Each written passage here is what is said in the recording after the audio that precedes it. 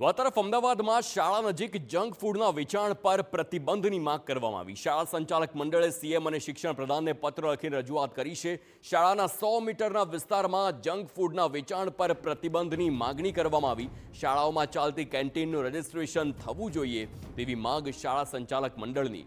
શાળામાં બાળકોને અપાતા ભોજન અંગે નિયમ બનાવવાની રજૂઆત કરવામાં આવી।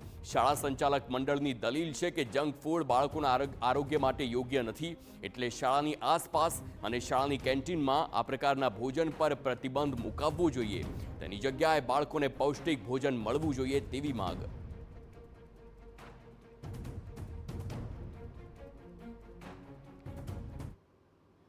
અમારી શાળાઓની જે કેન્ટીનો છે તેમાં પણ જંક ફૂડ ન વેચાવું જોઈએ અને જંક ફૂડ એ વિદ્યાર્થીના હેલ્થ માટે પણ નકામું છે।